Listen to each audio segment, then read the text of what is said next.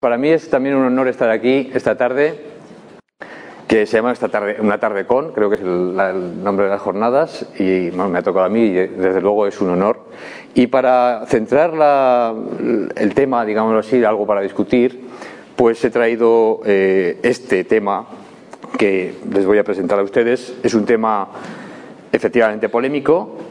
Vamos a intentar vamos a ir ya avanzando sobre lo que ha sido el origen de la Luna, el origen de la vida en la Tierra, el origen de la inteligencia sobre la Tierra, y vamos a explicar cómo todas esas cosas se ensamblan juntas para llegar a una conclusión. Y la conclusión es que somos bastante, ya os lo adelanto, la ciencia no es una obra de misterio. Las conclusiones que se saben inmediatamente se pueden comunicar, que somos una especie bastante rara en el universo y que nuestro planeta también lo es, y como ya diré, creo que tenemos la obligación de cuidarlo lo más posible. Pero después, para cuando acabemos con esto, si tenemos tiempo para hacer un pequeño coloquio, un pequeño debate, pues me gustaría abrir el tema de hacia dónde va la humanidad, pero no hacia dónde va la humanidad en los próximos 10 o 20 años o 30 años, sino hacia dónde va en los próximos 1000, 2000, 10.000 años. Y vamos entonces a hacer un viaje hoy desde el origen de la Tierra, hace 4.500 millones de años. Podemos proyectarnos hacia el futuro. Bueno, yo no digo tantos millones de años, pero a lo mejor sí 100 millones de años, qué sé yo, 1.000 millones de años, que es un tiempo absolutamente inimaginable, pero que a la escala del universo pues no lo es tanto. Entonces vamos a empezar con los puntos clave de lo que voy a hablar esta tarde, que son, el primero de todos es ¿por qué no nos han visitado civilizaciones extraterrestres? Paradoja de Fermi. Bueno, alguno habrá que cree que sí que nos han visitado los extraterrestres, desde luego. No obstante, no parece que científicamente haya ninguna evidencia clara de que esto sea así. Y Fermi, que fue premio Nobel de física, se preocupó por este tema. Un hombre científico, descubridor de la radioactividad artificial, también se preocupó por qué no hay extraterrestres, por qué no nos han venido a visitar extraterrestres. Lo vamos a contar. Vamos a contar también qué hace falta para que haya vida en la Tierra y en el universo. Y hace falta dos cosas: hidrocarburos y agua. Si no hay ninguna de las dos cosas, no hay vida. Lo vamos a explicar. ¿Qué hace falta para que se desarrolle la vida? ¿Vale? Y luego, ¿qué hace falta para que se desarrolle la inteligencia? Porque claro, la vida es una cosa, pero que haya seres inteligentes es otra muy diferente. Vamos entonces a ver cómo la Luna ha sido crítica para que la vida conquiste la tierra firme, salga del agua, que es donde surge la vida, y conquiste la tierra firme, que es donde se va a poder desarrollar la inteligencia. Vamos a ver que para eso la Luna ha sido muy importante, y vamos a ver que la Luna es una rareza, o sea, algo muy raro la Luna. Vamos a explicar por qué es tan rara. No hay ningún otro planeta, desde luego de los que se hayan descubierto, hay ahora mismo 800 y pico planetas descubiertos fuera del sistema solar. Son todos muy diversos, no hay parecidos a la Tierra realmente, y desde luego que tengan luna en el sistema solar, luna como la nuestra, ya explicaremos, no hay ninguno. Y claro, de ahí concluimos que la civilización es algo raro en el universo, que quizás seamos la única civilización en la galaxia, y eso nos pone en un punto pues bastante peculiar, bastante interesante. Bueno, pues comenzamos con esta paradoja de Fermi, que claro, cuando uno la lee, pues realmente dice, este hombre, si no llegase el premio Nobel, hubieran pensado que está loco. ¿Qué decía este hombre? Pues decía que si las civilizaciones fueran comunes en el universo, ya las habríamos visto y estarían en todos los sitios, las habríamos visto ya, seguro que habrían venido. ¿Y por qué? Pues este señor, que era un físico y matemático importante, empezó a hacer cálculos, y otros después de él hicieron cálculos y dijo, bueno, supongamos que sale una civilización y que se desarrolla 2000 años, como nosotros, tiene una tecnología para salir del planeta, sale del planeta, se va a otro sitio, vamos a poner 1000 años desde aquí, ¿no? Es decir, la especie humana tiene 3000 años, digámoslo así, tecnológicos. Es capaz de viajar por el espacio, llega a otro planeta y tarda 400 años en colonizarlo. Estamos hablando desde el nacimiento de la ciencia hasta hoy. 400 años desde Galileo hasta hoy. Lo coloniza en 400 años y vuelve a salir, vuelve a mandar colonos a otro sitio. 400 años más tarde vuelven a salir 400 años más tarde vuelven a salir y van viajando de esa manera, yendo de planeta en planeta, tardando 400 años, podemos poner hasta 1000 años. Bueno, pues con esa manera de funcionar, una civilización colonizaría toda la galaxia en solo 10 millones de años. Y uno dice, 10 millones de años es mucho tiempo, pero es que la galaxia tiene a lo mejor 7.000 o 8.000 millones de años. Es decir, estamos comparando 7.000 euros con 10 euros, el mismo orden de magnitud. Eso quiere decir que si hubiera civilizaciones, seguramente habrían colonizado la galaxia de manera prácticamente instantánea con respecto a lo que es la vida de la galaxia. Hubiera sido colonizado. Y sin embargo no es eso lo que parece, porque hemos estado buscando civilizaciones desde hace ya bastante tiempo por el programa SETI, que es la búsqueda de inteligencias extraterrestres, y no se ha encontrado evidencia de ninguna. Entonces decía Fermi que el hecho de que no hayamos detectado una civilización indica que las civilizaciones son más raras, más extrañas de lo que pensamos. No sé si desde allá se ve las imágenes bien. De todas maneras, lo que hay es texto que prácticamente yo puedo leer, os voy a contarlo, ¿no? Con lo cual, si no se puede leer, no se pierde nada porque yo lo voy a mencionar. Bueno, evidentemente para que haya civilizaciones tiene que haber vida primero.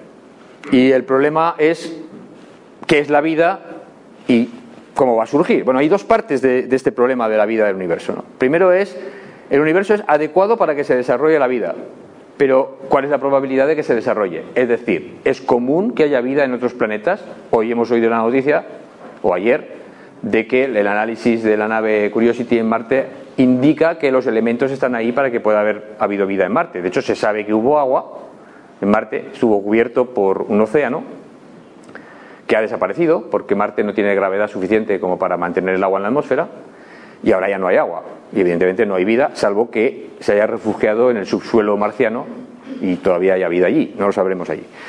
Pero bueno, ¿cuál es la probabilidad? Y la segunda cuestión es, una vez que se ha desarrollado la vida, ¿qué probabilidad hay para que se desarrollen inteligencias y civilizaciones? Porque claro, una vida microbiana solo, pues eso tiene muy poco interés. Lo que nos interesa es que haya organismos complejos, capaces de pensar, capaces de comunicarse. Bueno, pues ¿es rara la vida o no? Pues hoy sabemos que el universo tiene las leyes naturales precisas para permitir en su evolución que se origine la vida. Por eso estamos aquí. Si las leyes de la física y de la química no fueran las que son, no estaríamos aquí. Evidentemente tiene unas leyes de la física y de la química que podrían ser distintas. De hecho, los científicos han imaginado universos distintos, con leyes distintas. Por ejemplo, con una fuerza de gravedad mayor. Y han visto que no evolucionaría el universo igual. Si aumentamos la fuerza de la gravedad, el universo explota en la gran explosión, pero hay una fuerza de gravedad muy fuerte, se colapsa muy pronto y no hay tiempo para que se desarrolle vida. Tiene que ser una fuerza de gravedad adecuada para que dé tiempo a que el universo se expanda de la manera que lo ha hecho, ¿no? ¿De acuerdo? Entonces, es posible, por tanto, sabemos que el universo tiene las condiciones para que se desarrolle la vida. ¿Pero qué es la vida? Bueno, hay muchas definiciones por ahí, yo he dado la mía, y la vida claramente, en base a lo que yo conozco y en base a cómo funcionan las células, cómo funcionan los genes, yo la defino como una simbiosis molecular, es decir, como una especie de cooperación entre las moléculas que se ayudan unas a otras con la intención de formar, bueno, evidentemente van a generar sistemas complejos como los seres vivos, como las bacterias, como nosotros, que son ordenados y que se encaminan a su reproducción y a su supervivencia en el tiempo. Pero la base de todo es una colaboración molecular. Si las moléculas no colaboran entre sí para mantenerse en el tiempo, no hay vida. Y esa colaboración, que evidentemente necesita un trasiego de energía, etcétera, es lo que posibilita la formación de sistemas complejos como son una célula, que es, desde luego, complejísimo. Complejísimo.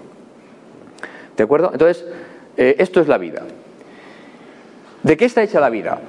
Bueno, hoy sabemos todos que la vida está basada en la química del carbono. Nosotros somos, evidentemente, seres basados en el carbono. Los genes están basados en el carbono, las proteínas, los azúcares. Un universo sin carbono no poseería vida. A ver, repito, no poseería vida si no hubiera carbono. Esta pregunta, esta cuestión tuve la ocasión de preguntárselo nada menos que a un premio Nobel de Química que dio una charla en Bruselas hace unos años sobre estos temas. Y le pregunté qué pensaba él sobre si habría la posibilidad de que hubiera vidas como salen en muchas películas de ciencia ficción, basado en el silicio, basado en... me contestó que no, lo cual me alegró mucho porque yo ya pensaba lo mismo en ese momento. Y por más que hemos ido conociendo la química, claramente no va a haber vida basada en otros elementos distintos del carbono. ¿Puede haber vida basada en otros elementos? No. Segunda condición, necesitamos agua líquida. Un universo sin agua no tendría vida, aunque hubiera otros líquidos. Esto lo sabemos hoy químicamente con bastante seguridad. ¿Puede haber vida basada con otros líquidos? No. Tiene que ser agua. Tiene que haber carbono y tiene que haber agua. Lo que yo llamo las dos cosas del fondo y la forma, ¿no? Un cuadro tiene un fondo y tiene una forma. El fondo es lo que permite que dibujemos algo y veamos la forma. Pues la vida es igual, tiene un fondo y una forma. El fondo sería el agua y la forma la no agua, lo que no es fondo. ¿Y qué es lo que no es fondo? Los hidrocarburos, las moléculas basadas en carbono. Entonces la vida necesita de todos estos elementos, carbono, hidrógeno, oxígeno y nitrógeno, que son muy abundantes en el universo. Con lo cual es muy fácil que si se dan las condiciones de que haya agua líquida en el universo, como estos elementos son muy abundantes, es fácil que haya vida. Pero la vida es orden y complejidad. Y aquí tenemos un escollo, esto es un concepto importante que voy a intentar explicar lo más sencillo posible. Hay un escollo que es una ley de la naturaleza, que se llama la segunda ley de la termodinámica, que indica que el desorden aumenta en el universo. Siempre aumenta. Esto lo podemos saber, cualquiera que tenga hijos adolescentes ve en su habitación que el desorden aumenta, seguro. Que normalmente los despachos hay que ordenar, en fin, el desorden aumenta siempre. La entropía, que es lo que la palabra científica para el desorden, siempre aumenta. Nunca se ha visto, por ejemplo, que si se rompe un huevo, pues el huevo se organice otra vez y se junte la cáscara y vuelva a juntarse. O sea, lo normal es que si se rompe se desorganiza, pero una vez desorganizado no se puede volver a organizar. Se cae un vaso de agua, el agua está ordenada en el vaso, cuando se cae, volverla a meter dentro no se puede hacer. O sea, esto quiere decir que hay procesos irreversibles. Es decir, que una vez que ha pasado no se puede volver atrás. Pero igual que hay procesos irreversibles, hay procesos espontáneos en el universo. Es decir, que suceden. Que en la evolución normal de las cosas suceden espontáneamente. Lo que sucede espontáneamente es el aumento de desorden. Cualquier proceso espontáneo conlleva un aumento de desorden, no un aumento de orden. Entonces, de esta parte de aquí, esto está ordenado, ¿verdad? Negro, amarillo, y esto de aquí está desordenado. Pasar de lo ordenado a lo desordenado es fácil, pero pasar de lo desordenado a lo ordenado, no. Eso está prohibido en el universo. Sin embargo, la vida es ordenada. Tenemos sistemas muy ordenados, las células están muy organizadas. ¿De dónde viene ese orden?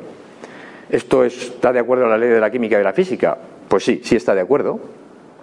Y todo, a ver si funciona, todo esto está basado en unas interacciones químicas que se llaman las interacciones hidrófobas, que todos hemos visto en la cocina, cuando comemos sopa. Tenemos gotitas de aceite sobre la sopa y vemos que las gotitas de aceite a veces se juntan entre sí. Se juntan las gotitas de aceite, ¿verdad? Cuando tenemos o sea, tienden a juntarse. Eso son lo que se llama interacciones hidrófobas. O sea, las moléculas que no pueden interaccionar con el agua, los hidrocarburos, tienden a huir del agua, se unen entre sí y se ordenan ellas solas en el seno del agua. ¿De acuerdo? Entonces, estas interacciones son las que hacen posible el orden y la organización. ¿De acuerdo?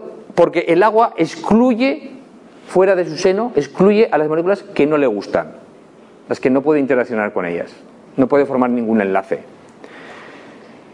Lo que pasa es que cuando las moléculas orgánicas, que son los hidrocarburos, se ordenan, eso lo vemos, porque podemos ver las gotitas de aceite cómo se van ordenando, pero lo que no vemos es lo que les pasa a las moléculas de agua. Y lo que les pasa a las moléculas de agua es que se desordenan más. O sea, hay una especie de comercio de orden. En la naturaleza hay una especie de comercio de orden.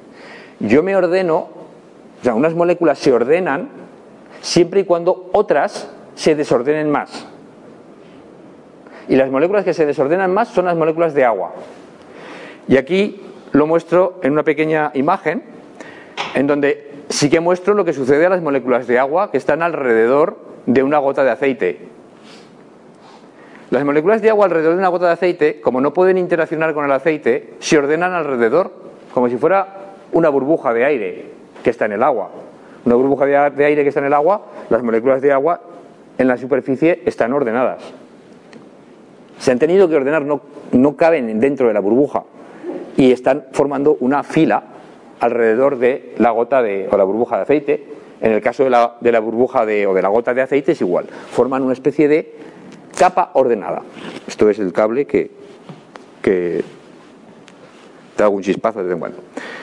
Bueno, aquí tenemos este número 9, quiere decir que esta gota de aceite que tiene esta superficie, hay 9 gotitas, 9 moléculas ordenadas. Pero si se juntan las dos, resulta que tengo el doble de volumen, pero no tengo el doble de superficie. Si junto 2 gotas, la gota que resulta tiene el doble de volumen, pero la superficie no crece con el volumen de la misma manera, crece más despacio. Una esfera, ¿de acuerdo? Si yo duplico el volumen, no duplico la superficie. Entonces eso quiere decir que esta gota de aquí tendrá menos superficie, aunque tendrá el doble de volumen, tendrá menos superficie. Y como tiene menos superficie, unas gotitas de agua, o sea, las moléculas de agua que estaban aquí ordenadas, se escapan y se desordenan. Entonces he ordenado 2, pero he desordenado 5. Con lo cual, en el balance de orden y desorden, lo que tengo es más desorden.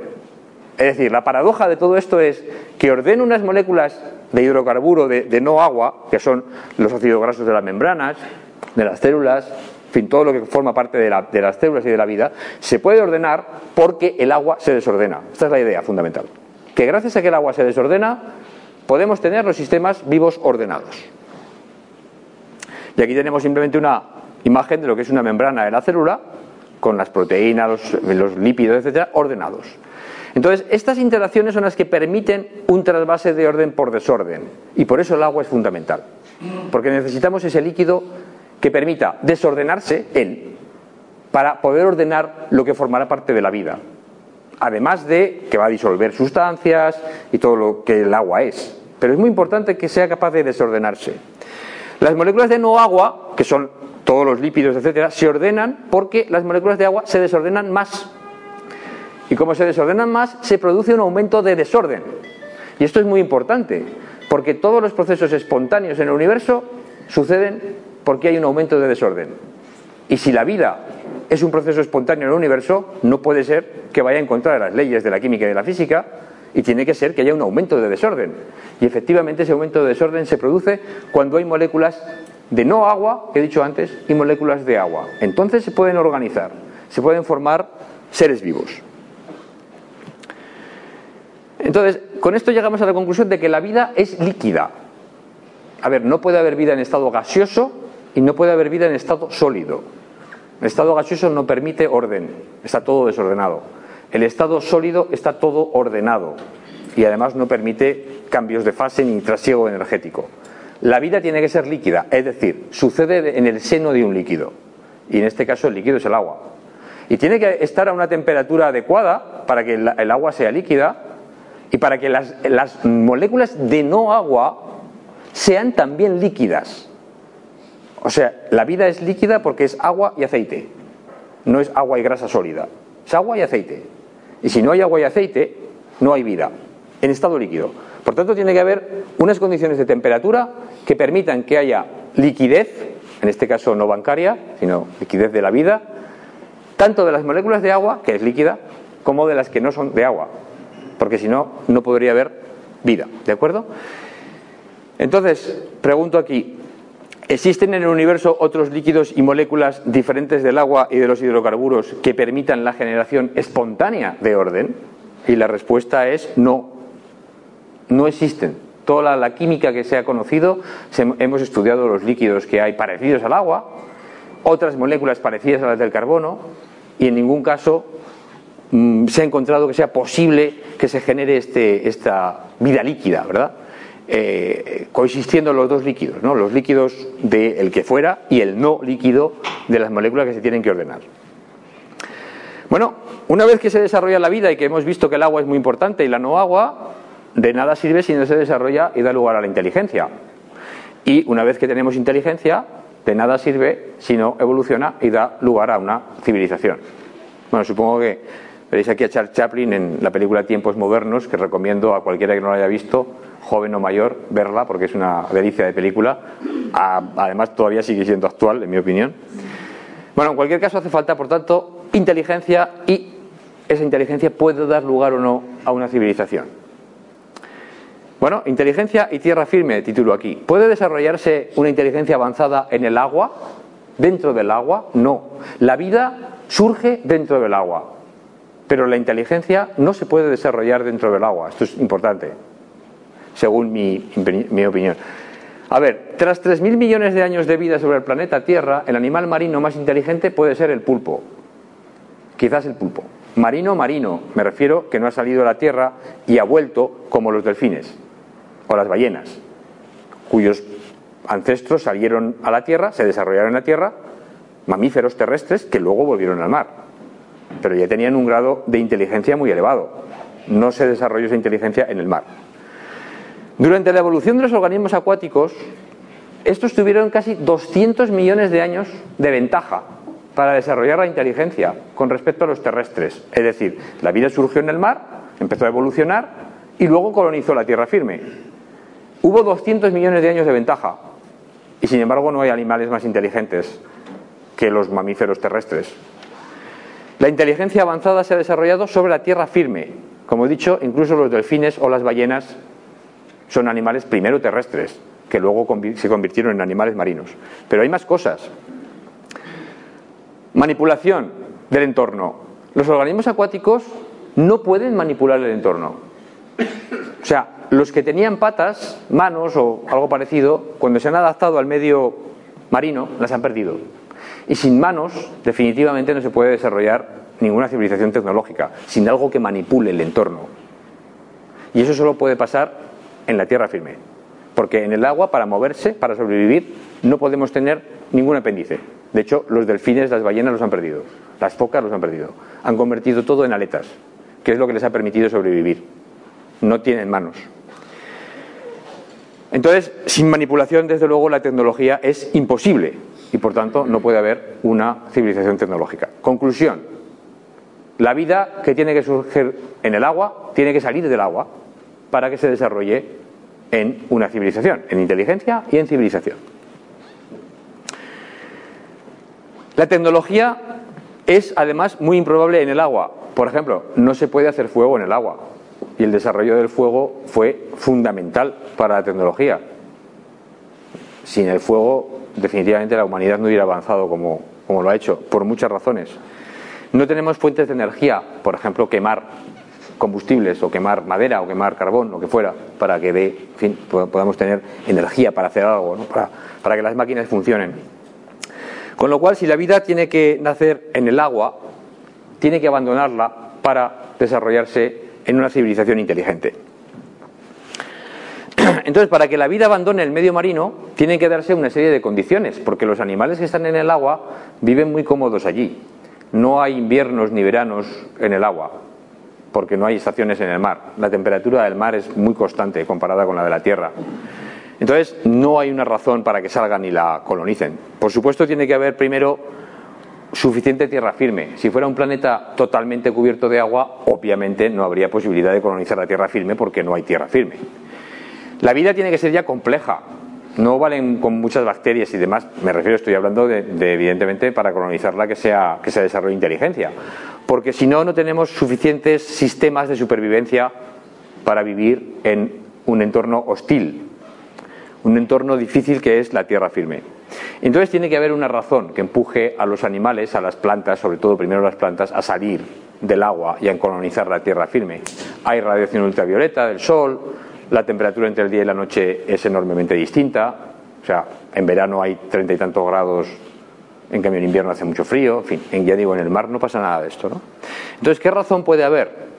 Pues la existencia de la Luna puede hacer posible las tres condiciones anteriores, es decir, primero que haya agua, que haya tierra firme, que haya mareas, en este caso hay estas mareas que causa la Luna, que son muy importantes, son las que pueden haber conquistado, o sea, haber ayudado a conquistar la tierra firme. Y ahora voy a explicar cómo las mareas hacen eso. La Luna además nos ha podido proteger de colisiones de meteoritos, de cometas, que como la que causó la extinción de los dinosaurios, pues pudieron haber chocado con la Luna en lugar de chocar con la Tierra. Y eso habría cambiado la evolución, ¿no?, del planeta. Y, muy importante, la Luna ha contribuido a estabilizar el clima de la Tierra. Hace posible que el clima sea el que es, tengamos estaciones benignas y no cambie mucho el clima, lo cual sería muy dañino para la evolución de la vida sobre la tierra firme. No sobre el mar, en el mar daría igual, pero sí sobre la tierra firme. Entonces, si la Luna es muy importante para esto, es importante para que se desarrolle la inteligencia y la civilización. O sea, sin Luna no habría habido una colonización de la tierra firme por la vida. Bueno, ¿cómo ayudan las mareas a que la vida se adapte a la tierra firme? Pues las mareas es una cosa muy fascinante realmente lo que sucede, ¿no? A ver, si suponemos que esta sala es una sala de marea, la marea baja estaría en la pared de allá, la marea alta estaría en la otra pared. Según la Luna pasa por encima, hay marea alta, subiría el agua hasta allá, cuando da la vuelta para allá, en fin, va girando, ¿verdad?, pues la marea bajaría. En este caso es la Tierra la que gira, más que la Luna. Bueno, ¿qué sucede cuando yo soy un organismo marino y hay marea y una ola me saca, qué sé yo, 1 metro del mar, me saca allí? Claro, no tengo agua, pero hay mareas. Entonces, afortunadamente, la marea sube hasta allá y luego baja hasta allá, hasta la otra pared. Como me he encontrado a 1 metro, me voy a encontrar sin agua muy poquito tiempo. Solo el tiempo que la marea está bajísima. Pero cuando empieza a subir ya tengo agua. Luego sube todo el rato, estoy debajo del agua. Baja hasta allá, me quedo muy poquito rato fuera del agua. Si los organismos son capaces de sobrevivir, de adaptarse, de sobrevivir en ese momento, se han adaptado a vivir 1 metro fuera del agua. Bueno, una ola a ese organismo ahora lo empuja a 2 metros. ¿De acuerdo? Lo mismo, la marea va a ir hasta allá, va a volver para abajo, pero solo va a estar un trocito, periodo de tiempo corto, más largo que antes, porque ahora está a 2 metros, pero sigue siendo corto. Pero eso le va a facilitar adaptarse a vivir sin agua, fuera del agua, por un tiempo corto. ¿De acuerdo?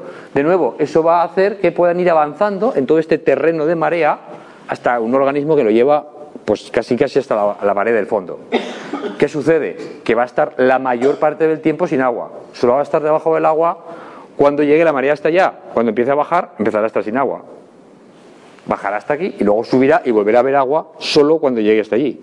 Entonces, desde esa pared hasta aquella pared se crea un espacio con distintos tiempos de agua y sin agua. Ahí, hacia allí, hay mucho tiempo con agua y muy poco sin agua. Y hacia allá hay mucho tiempo sin agua y mucho, ¿de acuerdo? Mucho tiempo sin agua y muy poco con agua. Con lo cual, en este periodo, en este espacio, los organismos se pueden adaptar a vivir en la tierra firme. Entonces, sin mareas no existe ese espacio. No se podrían haber adaptado tan fácilmente los organismos a vivir, ¿de acuerdo? Entonces, las mareas han facilitado, por tanto, esta adaptación y han hecho posible que, hombre, yo no digo que estemos aquí gracias a las mareas, pero estamos aquí mucho antes de lo que habríamos estado gracias a las mareas. O sea, ha acelerado la evolución, ¿de acuerdo? Bueno, entonces la Luna es importante para las mareas son importantes para la... Dios mío. Lo siento. Esto debe ser que ya se pone eléctrico, la conferencia se pone ya muy electrizante, ¿no? Espero que sea así. Bueno, la Luna es importante para las mareas son importantes para la adaptación el que estaba desde luego dormido se ha despertado, o sea, eso seguro. Esa es otra ventaja de esto. Entonces, las mareas son importantes para la adaptación de la vida a la tierra firme. Entonces, que haya luna es importante. Entonces, si hay luna en un planeta, habrá más facilidad de que la vida se adapte a la tierra firme, y si no, no. Pero resulta que la luna es muy rara. Una rareza de la luna: es muy grande con respecto a la Tierra. De hecho, es el satélite más grande con respecto al planeta que hay en el sistema solar, con enorme diferencia. Las lunas de Júpiter, algunas son más grandes que la Luna, la nuestra, pero comparado con Júpiter son pequeñísimas. No afectan a Júpiter. Es decir, la gravedad de esos satélites a Júpiter le da igual. No hay mareas en Júpiter. Por eso. ¿De acuerdo? Rareza de la Luna muy grande. Segunda rareza. No tiene núcleo de hierro. Esto se ha descubierto recientemente. Esto es muy raro porque todos los planetas rocosos del sistema solar, el hierro es muy denso y cuando se forman acaban en el centro. Y tenemos campo magnético de la Tierra, etcétera. La Luna no. No tiene núcleo de hierro. Entonces esto es muy raro porque el hierro es muy abundante y debería de estar en la Luna. La tercera rareza. La órbita de la Luna está inclinada con respecto a la de la Tierra. ¿Qué quiere decir esto? Pues que si la Tierra está girando en el plano de este suelo, la Luna, en lugar de estar girando en el mismo plano, que es como tendría que girar, como giran todos los planetas alrededor del Sol, resulta que gira en un plano inclinado. O sea, lo cruza, al suelo lo cruzaría el plano. O sea, la Luna sube, baja alrededor de la Tierra, no va así, sino que sube. Por eso no tenemos eclipses de Sol o de Luna cada poco tiempo. Porque si estuviera en el mismo plano, cada mes tendríamos un eclipse de Sol y de Luna. No es así porque como está inclinada, solo cuando coincide, ¿qué pasa cuando cruza el plano? Entonces es cuando hay eclipses. ¿De acuerdo? Entonces, todas estas cosas indican que la Luna se formó de manera independiente de la Tierra. O sea, se formó la Luna y se formó la Tierra. Y luego acabaron juntas, de alguna manera. Pero cuando analizamos la composición química de la Luna, porque hemos ido allí, aunque hay gente que lo duda, pero el ser humano ha llegado a la Luna y ha traído rocas de la Luna y hemos analizado químicamente qué hay, y resulta que la composición química es muy parecida a la de la Tierra. Y eso quiere decir que se formaron a la vez, de la misma madre, digámoslo así, del mismo sitio. ¿Vale? Entonces, todo esto, ¿cómo lo explicamos? Bueno, pues ha habido 4 hipótesis para explicar de dónde viene la Luna. La primera, que se formó a la vez que la Tierra, pero ya decimos que tiene el mismo material, pero es muy raro que se forme a la vez porque no tiene núcleo de hierro. Si se forma a la vez, tendría que haber un núcleo de hierro y tendría que estar en el mismo plano, pero no está y no tiene núcleo de hierro. Hipótesis descartada. Hipótesis 2, captura. La Luna va por el espacio, llega a donde está la Tierra, es un planeta, en fin, errante, llega a donde está la Tierra y la gravedad de la Tierra la captura. Y entonces empieza a dar vueltas alrededor de la Tierra. Bueno, los cálculos que se han hecho para que eso suceda, la gravedad de la Tierra no es suficiente como para capturar un cuerpo de la talla de la Luna. Tendría que ir despacísimo en el espacio para que eso pudiera pasar. Es extremadamente imposible que haya sido eso así. Y además, el problema que sería entonces, ¿por qué tiene una composición química similar? Si viene de otro sitio y la ha capturado, no tendría la misma composición química. Con lo cual, esta hipótesis tampoco vale. Hipótesis 3, excreción. La Tierra giraba muy deprisa en el principio de los tiempos, tan deprisa que expulsó un trozo de tierra que se puso en órbita, que fue la Luna. Bueno, los cálculos de nuevo gravitatorios de qué velocidad tendría que llevar la Tierra para que eso sucediera hacen muy improbable que eso sea así. Entonces, ninguna de las hipótesis vale. No vale la que se formó a la vez de la Tierra, no vale que la capturó la Tierra y no vale que la Tierra la excretó o la secretó fuera. Entonces, ¿qué nos queda? Otra hipótesis, la de la colisión. La Luna proviene de una gran colisión entre dos cuerpos, uno del tamaño de la Tierra, prácticamente el de hoy, la Tierra de hoy, otro del tamaño de Marte, que chocan en un ángulo concreto. De esa colisión se lanza al espacio un montón de material que se pone en órbita del planeta Tierra y luego se junta por gravedad y forma la Luna. Los cálculos que se han hecho por ordenador de la órbita de la Luna, en fin, todos los parámetros que hay, indican que esta es la hipótesis más probable, por varias razones que no voy a entrar, pero esta es lo que parece que sucedió. Es decir, la Tierra tiene Luna porque hubo una enorme colisión hace 4.500 millones de años, antes de que hubiera vida, antes de que hubiera nada. La colisión calentó la Tierra, produjo un magma líquido en la superficie, prácticamente estuvo un magma por 1 millón de años, la Tierra volcánica, digámoslo así, absolutamente fundida de la energía de la colisión. ¿De acuerdo? Entonces, las simulaciones por ordenador indican que esta colisión, aquí tenemos otra foto, evidentemente simulada por ordenador, sucedió hace unos 4.500 millones de años y además se sabe que sucedió en dos fases. Hubo una primera fase de colisión que frenó al planeta, que luego volvió a caer, al planeta pequeño, que luego volvió a caer hacia la Tierra. Los núcleos de hierro de los dos planetas se fusionaron y lo que quedó dando vueltas no tenía hierro, o tenía muy poquito hierro, porque fue la parte exterior de los planetas lo que se quedó dando vueltas en la órbita, ¿de acuerdo? Entonces, esto es lo que parece que ha pasado, una colisión entre un protoplaneta como Marte y un ángulo fijo, no de frente. O sea, la colisión no fue frontal. Si llega a ser frontal, se destruyen los dos planetas. No habría quedado nada, no estaríamos aquí. Fue de una determinada manera. Entonces, ¿qué pasó? Pues lo que se calcula es que se formó la Luna solo a 22.000 kilómetros de distancia. Hoy está a 380.000. Poco a poco, debido a las mareas, se ha ido alejando la Luna de nosotros. Debido a la colisión, la Tierra giró muy deprisa. El día tenía solo 4 horas de duración, no las 24 que tiene hoy. O sea, la noche eran 2 horas, el día eran 2 horas.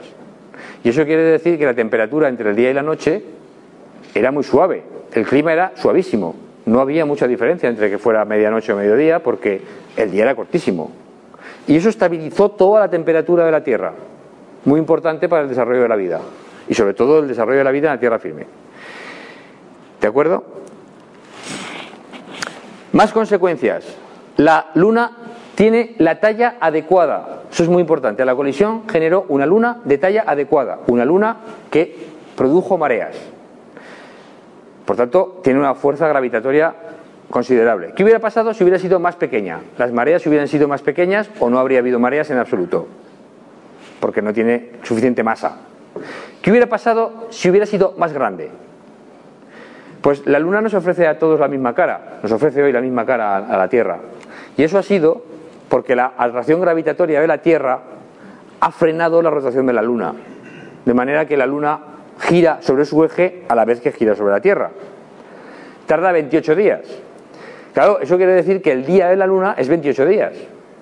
Y que a mediodía llevamos 7 días dándole el sol, y a medianoche 7 noches terrestres que no le da. La temperatura a mediodía de la Luna 180 grados o por ahí centígrados, a medianoche menos 100 y pico grados. No creo que nadie pueda vivir en un planeta, aunque haya agua, en el que a mediodía la temperatura sea más alta que la temperatura de ebullición del agua y por la noche menos 100 y pico grados bajo cero. ¿Qué ser vivo no en el agua, no en el océano, podría sobrevivir a esas condiciones? Yo creo que ninguno. Entonces, si la Luna es más pequeña no hay mareas y no hay evolución adecuada. Si la Luna es más grande, la Tierra hubiera frenado su rotación y ahora tendríamos un día larguísimo con una enorme diferencia de temperaturas. Además de que la gravedad de la Luna estabilizó el eje de la Tierra. El eje de la Tierra a veces cambia, gira. Si gira mucho se producen glaciaciones, se producen cambios de clima muy importantes. Y la Luna eso lo ha evitado. Con lo cual ha conseguido que el clima de la Tierra sea muy estable a lo largo de miles de millones de años, que es justo lo que hace falta para que los seres vivos evolucionen hacia seres complejos y a seres que están en la tierra firme. ¿Qué más pasó? Bueno, pues pudo eliminar agua de la superficie de la Tierra de manera que no estuviera cubierta totalmente de agua. Claro, la vida tiene que llegar a la tierra firme, pero si solo hay una islita o dos, ahí no evoluciona ninguna civilización. Tiene que haber continentes. Es posible que la Luna favoreciera eso. Y ya he dicho, estabiliza el eje de giro de la Tierra, estabiliza el clima y además pudo ser que esa colisión, el hierro que pasó por la parte de fuera de los planetas, tuviera algo que ver con modificar la atmósfera y la hiciera más fácil o más adecuada para que se desarrollara la vida. ¿Son frecuentes las colisiones? Bueno, pues no son tan raras. Se sabe hoy que Marte tuvo una colisión muy grande con otro planeta, que dejó un cráter muy grande en Marte, pero sin embargo no dejó Luna. Venus se cree que tuvo 2 colisiones, no una, sino 2, parecidas a esta, pero ninguna dio lugar a un Venus con Luna. O sea, las colisiones grandes al principio de la formación del sistema solar sí son comunes. Pero claro, es que tiene que haber una colisión que sea con un ángulo adecuado, a la velocidad adecuada, que lance el material a la órbita adecuada, etcétera, para que se forme una luna. Y eso no es tan fácil. Así que no nos suponemos, sin temor a equivocarnos, que la colisión fue excepcional y que es difícil que existan, por tanto, planetas con satélites como el nuestro. Entonces, si el efecto de la luna es importante, no se desarrollarán civilizaciones en planetas que no tengan luna. Y yo tengo que decir aquí que cuando yo escribí el libro y pensaba todo esto, pues eran ideas mías, pero afortunadamente, digo afortunadamente porque esto siempre está bien que uno lo respalden, cuando el libro apareció publicado, unos astrónomos suizos, haciendo sus cálculos y sus investigaciones, publicaron un artículo en una revista científica indicando que efectivamente, si queríamos encontrar planetas con vida, eso era una cosa, pero si queríamos encontrar planetas con civilizaciones, teníamos que buscar planetas con luna, como el nuestro, porque ahí es donde más probablemente iba a haber civilizaciones, y utilizaban razonamientos parecidos a los que acabo de enseñar aquí, ¿de acuerdo? Así que va a ser improbable que existan otras civilizaciones cercanas, al menos en la galaxia. Estamos prácticamente a todos los efectos solos, porque aunque pueda haber otras, como es improbable, no van a estar aquí al lado. Va a ser difícil que encontremos una al lado. Y además la Luna ha ayudado a la exploración espacial y hemos sido capaces de salir de nuestro planeta y por tanto pues eso también ha expoliado la tecnología, ¿no? Entonces, ¿cuántas civilizaciones puede haber en la galaxia? Pues si lo que digo aquí es verdad, la paradoja de Fermi se puede resolver diciendo que claro, no nos han venido a visitar nadie porque no hay nadie. Porque no hay nadie que esté allí para venir, para volar, para visitarnos, no se han podido desarrollar. Y probablemente solo hay una civilización tecnológicamente avanzada en la galaxia, que es la nuestra. Y la galaxia tiene, pues no sé, 400.000 millones de estrellas, cada una tiene sus planetas. Si eso es así, realmente nosotros somos unos seres muy extraordinarios, muy improbables, muy raros. Con lo cual lo que concluyo es que desde luego nuestro planeta es una joya universal. Es probablemente algo absolutamente irrepetible en el universo. Y uno puede decir, el universo es muy grande. ¿Cómo puede ser que haya algo irrepetible? Bueno, el planeta Tierra es muy grande y hay muchos miles de millones de personas. Creo que no hay ninguna como yo, ni como tú, ni como... no hay ninguna. Cada uno de nosotros somos irrepetibles, aunque somos parecidos, es decir, planetas hay parecidos, pero realmente con unas características como las de la Tierra, ¿cuántos va a haber? Es posible que sea irrepetible, aunque sea muy improbable que haya, salvo que tenga un hermano gemelo, evidentemente que haya nacido en condiciones muy concretas de nacimiento, ¿verdad? Así que cada ser vivo es precioso en sí mismo y tenemos la obligación, pienso yo, sabiendo esto, que de nuevo todo esto tiene que ver con conocimientos científicos, yo creo que tenemos la obligación de cuidar nuestro planeta y de cuidarnos a nosotros mismos. Somos el único ser inteligente, a lo mejor de la galaxia, con capacidad tecnológica, capacidad de colaborar, desde luego de amar y de odiar, y todo lo que tiene el ser humano. Y solo tenemos de momento este planeta, no tenemos más planetas. Y estamos haciéndole daño al planeta. Somos demasiadas personas sobre este planeta. Estamos consumiendo demasiados recursos. Y esto es un problema, evidentemente, para mantenerlo. De hecho, se sabe hoy que estamos viviendo uno de los periodos de grandes extinciones, extinción masivas de especies causadas por el ser humano, comparable a lo que pasó cuando cayó el meteorito de los dinosaurios o a otras grandes extinciones masivas, solo porque el ser humano ha prácticamente dominado sobre el planeta y ha dominado evidentemente porque es inteligente y porque tiene una civilización tecnológica. Si no, no, claro. ¿De acuerdo? Así que con estas ideas yo creo que yo no quiero dar la impresión de que el conocimiento científico no tiene consecuencias para tomar decisiones y para mejorar la vida de las personas y para ver qué hacemos. No. O sea, tenemos que tomar decisiones en base a conocimiento lo más veraz posible, no en base a opiniones de unos y de otros que pueden ser todas muy válidas o no. Yo creo que la ciencia está ayudando a esto. Entonces, bueno, ya para acabar, pues un poco para abrir el debate, el coloquio, la traca final, Ya estamos acabando la traca final. Pues es simplemente, me gustaría hacer un viaje hacia el futuro, ¿no? Hemos hecho un viaje en el pasado, hemos visto lo que es la vida, hemos visto que hubo una primera bacteria, un primer microorganismo que surgió hace 3.000 millones de años, 3.500 millones de años. Si alguna persona, alguien inteligente hubiera estado allí y le hubieran dicho, mira, de este microorganismo los descendientes van a cambiar la atmósfera de la Tierra, van a colonizar la Tierra firme, van a crear máquinas y van a salir del planeta y van a ir a la Luna. O sea, de esa bacteria, si se lo dicen, hubieran dicho, bueno, tú estás loco. O sea, eso es imposible, eso no va a pasar. Y sin embargo ha pasado.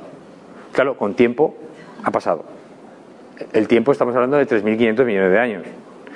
Bueno, supongamos que nosotros somos como esa bacteria en la galaxia. La primera civilización de toda la galaxia que ha surgido, que estamos solo en un planeta, pero que va a pasar a 1.000 millones de años, de aquí a 1.000 millones de años.